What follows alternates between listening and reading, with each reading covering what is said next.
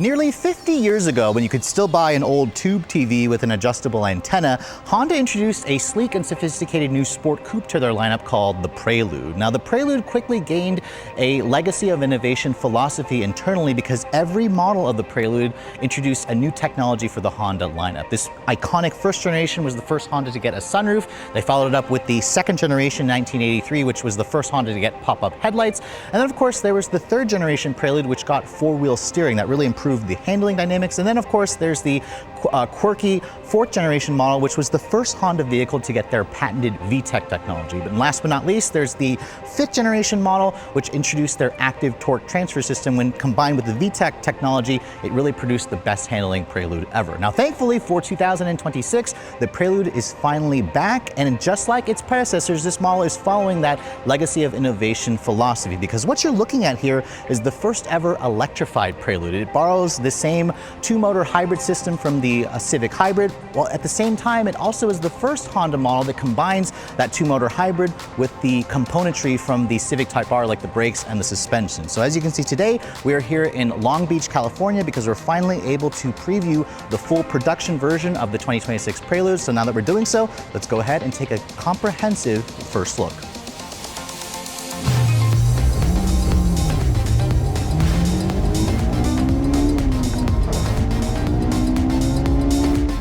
Now, seeing as this is the first electrified Prelude ever, I thought I'd start by talking about what's going on underneath the hood. Now, just like the Civic Hybrid, the Prelude comes standard with Honda's award-winning two-motor hybrid system, which essentially combines a 2-liter naturally aspirated direct injection 4-cylinder engine with 2 electric motors. Now, unlike Toyota's hybrid system, Honda's hybrid system is a little bit different because it has a relatively decent-sized battery pack that it draws power from, but this primarily functions as an electric vehicle with the gas engine essentially recharging the battery pack. At the same time, it does have the ability to send its power to the gas, or from the gas engine to the actual front wheels. But Honda basically says the total output figure here is the same as the Civic Hybrid. So you're looking at 200 horsepower combined and around 232 pound-feet of torque. Remember, the electric motor delivers 181 horsepower on its own and that 232 foot-pounds of torque. The gas engine delivers around 140-ish horsepower, around 145 horsepower, but the combined output is 200. Now, of course, I am a little disappointed that Honda didn't give this vehicle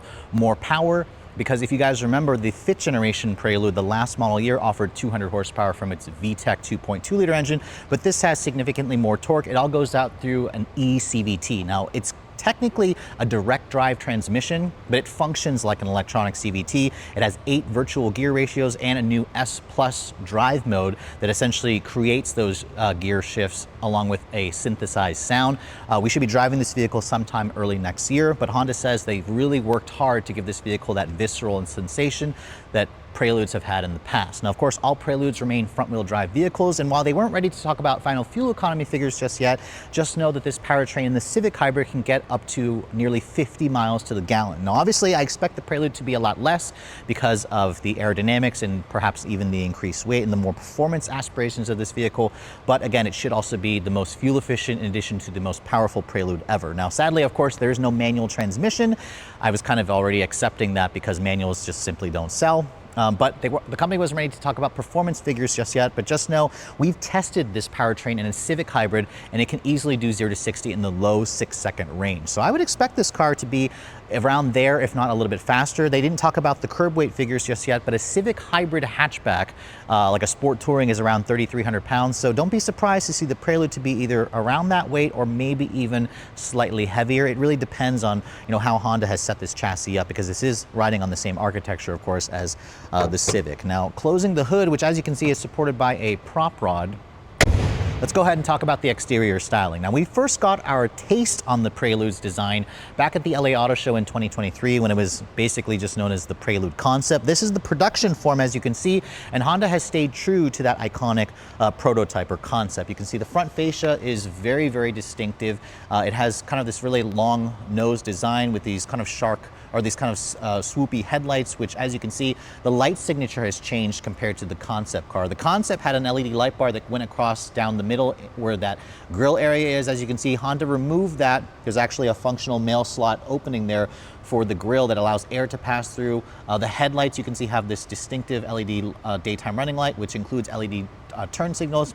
You have an LED low and high beam in that projector single beam, as you can see there. The front fascia, you can see, has like a gloss black front splitter. It looks really good with the boost blue, and you can see there's also like that Prelude blue in the middle of the front splitter that you're going to find on the brake calipers as well. That's to signify that this is a hybrid vehicle.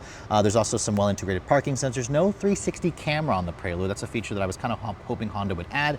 And as you can see here, there's the Honda logo, which, as you can also see, this is kind of like an homage to the older Hondas. It's technically the older Honda logo, but I'll show you guys that white winter frost pearl model. It has a slightly different logo to it. Now, if you follow me over to the side profile, you can see the Prelude. I don't have the final dimensions for this vehicle just yet, but Honda basically says the front, or the width and the front and rear track, is actually the same as a Civic Type R. So this is actually a wide vehicle, and they actually borrow the same suspension setup with the dual axis front suspension that's supposed to mitigate torque steer, and the brakes from the Civic Type R.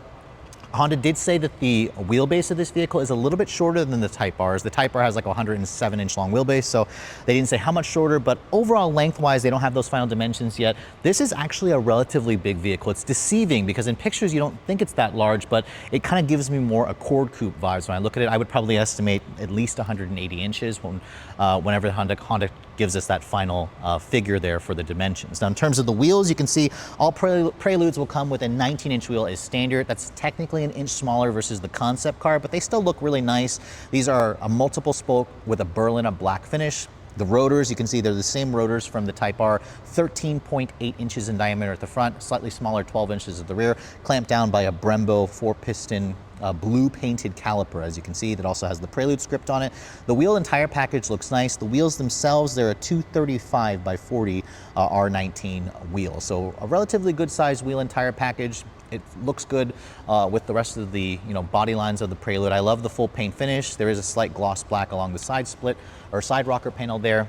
And then overall, you can see it really has that classic coupe proportion. Now, if you guys want a black roof and black mirrors, that is available as an option. The black roof will basically also include the black mirror caps. These mirrors, as you can see, have integrated turn signals. No full 360 camera, as I said earlier, not available on this vehicle. And as you also probably noticed, there's kind of like that double bubble hood line there on the actual roof. That Honda says that they wanted to preserve that to create like that racy appearance for this vehicle, but if you guys had an old Prelude, you're gonna notice a sunroof is not included on this model. It's actually not even available. It's the first time that you can get a Prelude without a sunroof, which for me, I find that to be a little frustrating, but the company said that they had a reason for that.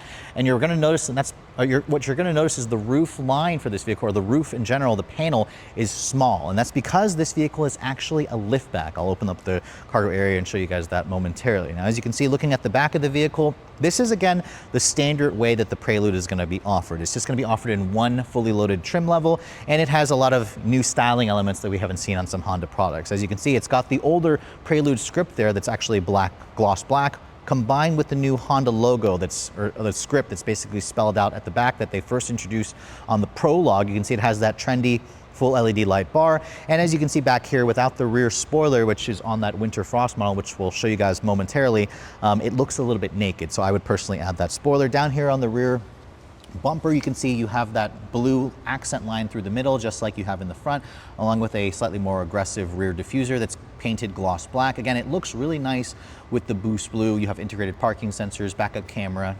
So overall, again, for me, it just needs a spoiler to kind of finish off the look. Now, I mentioned earlier the smaller roof panel at the top is because of the fact that this is a liftback. Now, this is the first Prelude to actually get a hatchback configuration. I think this was a smart decision on Honda's part because it's going to essentially give you the added flexibility and practicality if this is your only vehicle. Now, I don't have the final cargo figures just yet, but as you can see, with this large opening, and this is a really long, elongated opening. It makes the roof panel again a lot smaller. You have a really big, area here to put stuff. If you look underneath the floor here, you can see there's also a little bit of underfloor storage, which is nice. It looks like no spare tire on this vehicle, so I imagine it might come with a fix-a-flat kit and an air compressor. And then you can see over here the back seat. You can easily fold that down to expand the cargo capacity, or you can also just use that to put some packages back there, or you can also put some friends back there. We'll talk about the back seat later on. Now, I want to walk you guys over to the Winter Frost Pearl model because they're the same vehicle,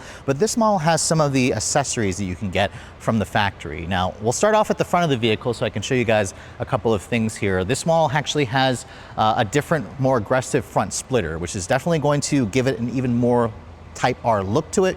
And you can also see you have these canards that go off to the side. It really does look almost like a Prelude SI or a Prelude Type R. I'm hoping Honda will eventually add that. You can see that blue accent line is still over there. And then this is the gloss black Honda logo, which as you can see, it has kind of like a different background to it to create a three-dimensional effect. I actually think I like the way that the Heritage logo looks a little bit more. Let me know in the comment section below what you guys actually think. This Winter Frost Pearl color was the color that was initially revealed or launched when the Prelude was first revealed as a concept car. You can see this model has the black mirror caps, but it's lacking the black roof. It would look really good with the Winter Frost color, of course.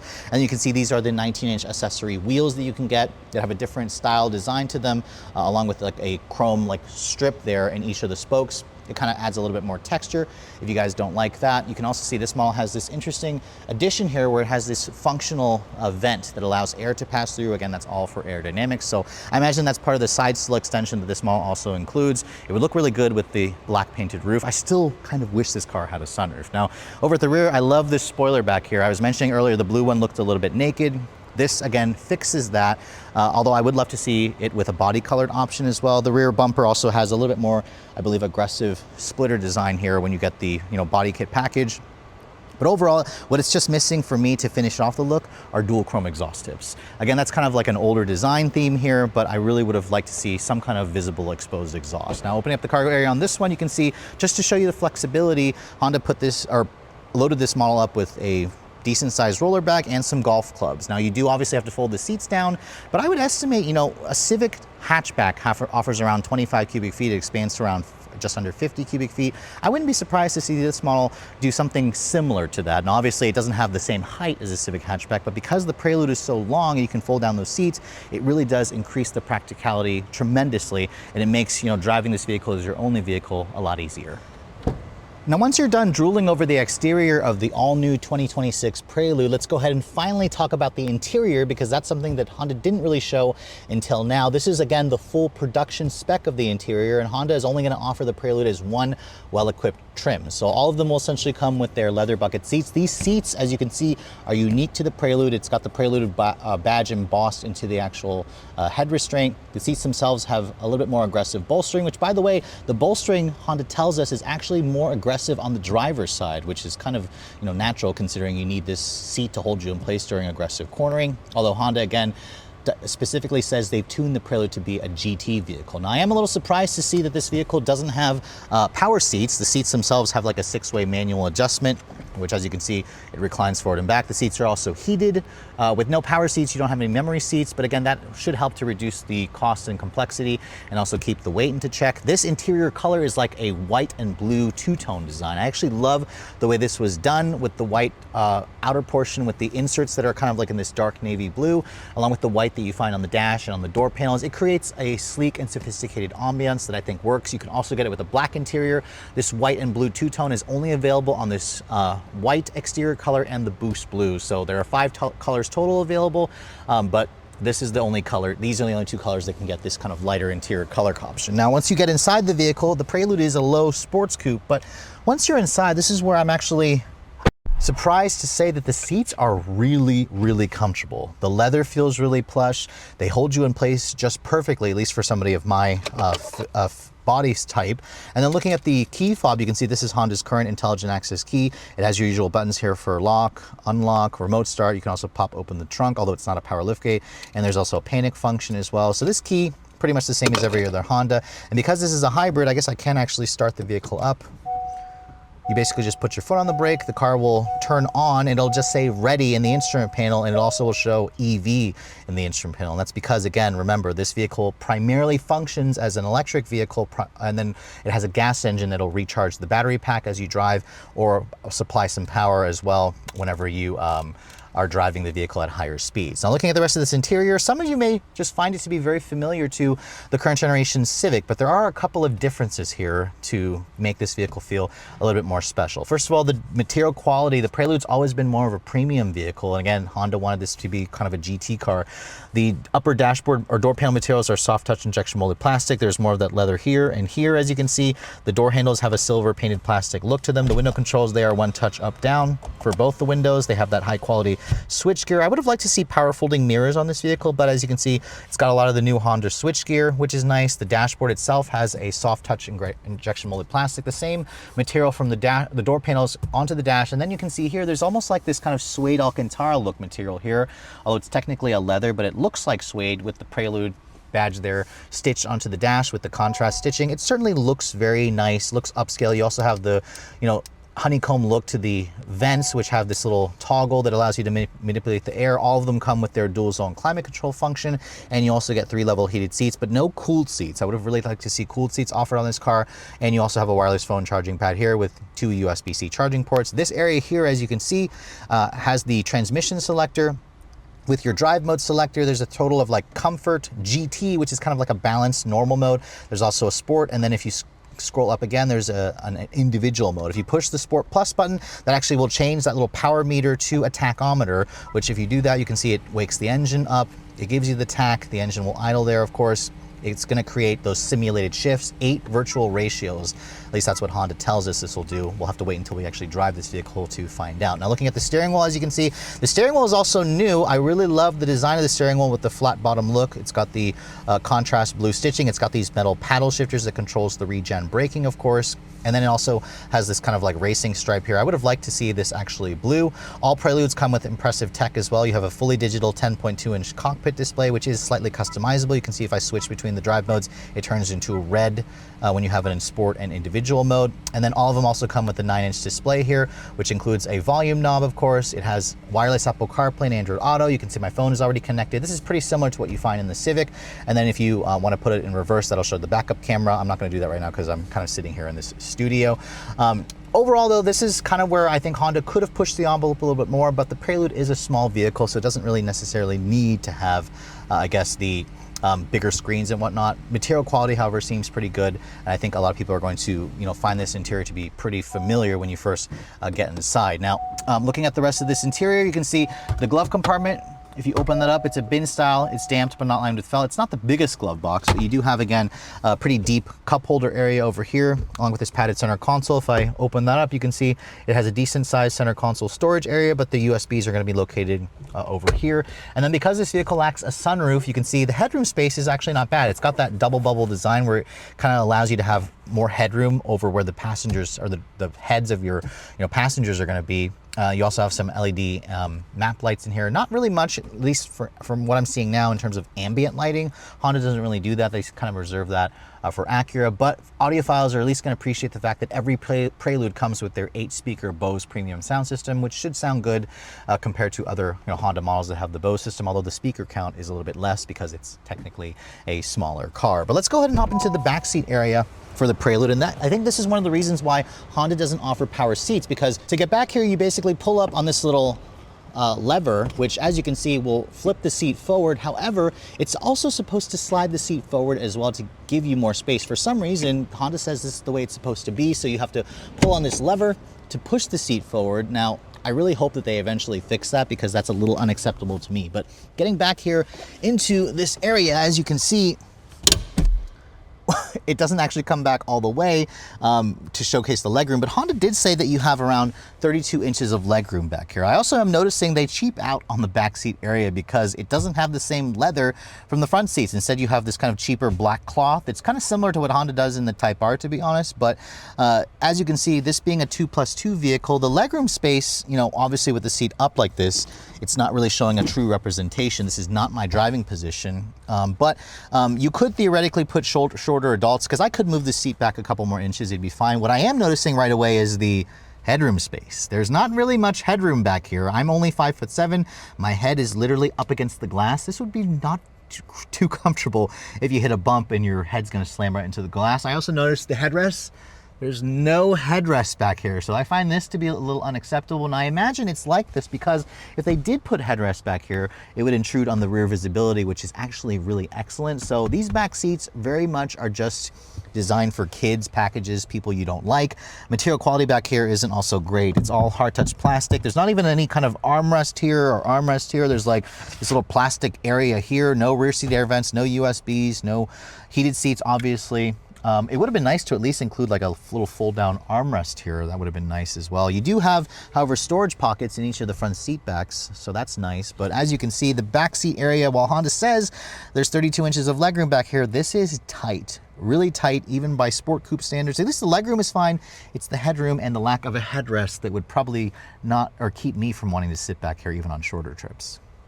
So with nearly 50 years of innovation under its belt, each generation of the Prelude has always offered something for enthusiasts to basically salivate over. After spending the day looking at the all-new 6th generation version of the Prelude, I have to say this model definitely got the styling and design right. It also got the powertrain right, because as you guys know, the 2-motor hybrid system has been one of the most smooth and refined and sportier hybrid powertrains that you're going to find. In the Civic Hybrid, it delivers solid performance and incredible fuel efficiency. So I'm really looking forward to getting behind the wheel of this model when it goes on sale sometime in the late fall of this year. That new Sport Plus shift driving mode that you get in the transmission also should increase the visceral appeal. And while it may not have the manual transmission or the high revving VTEC engines that you have from the previous generation, obviously with Honda having 25 years of a gap here to introduce a new Prelude, the company needed to push the envelope a little bit more. And I have to say, this new version with its 2-motor hybrid system, its sleek design, its really upscale looking interior that has pretty good amounts of interior space minus the back seat, it should again be an interesting addition to the lineup when it goes on sale toward late fall this year. Now this is the part where I would usually tell you about the pricing for this vehicle. Unfortunately, Honda wasn't ready to quite talk about pricing just yet, so that only leaves us space to basically speculate, because if you're looking to buy something like a Civic Hybrid, you're gonna have to pay at least $30,000 for the base version. A top of the line Civic Hybrid's around $35,000. That would lead me to believe that if you're gonna buy a Prelude, remember this only comes as one well-equipped trim, it's probably gonna start at around $35,000. That would be essentially the sweet spot, although you have to also keep in mind the 2-door coupe market, especially a Grand Touring coupe, is a really small segment. In fact, this is going to be one of the cheapest, Grand Touring 2-door coupes that happens to be electrified on the market. So in all reality, Honda could charge a little bit more if they wanted to, but if they really want to get the formula right, I'm really expecting this car to have a starting price of under $35,000 and perhaps go up to around $40,000 depending on what accessories you're going to be adding. But I have to say, this model here with all the Honda accessories definitely is the way to go. You at least need to add the rear spoiler at the back. Well, all that said, hope you guys have enjoyed my very detailed overview on the brand new 6th generation 2026 Honda Prelude. If you're also looking to see the latest cars I'm testing, be sure to follow me on Instagram at redline_reviews. Like us on Facebook, and as always, guys, please keep subscribing to the Redline Reviews YouTube channel for all the latest reviews. Thank you so much for watching. I'll catch you all in the next video.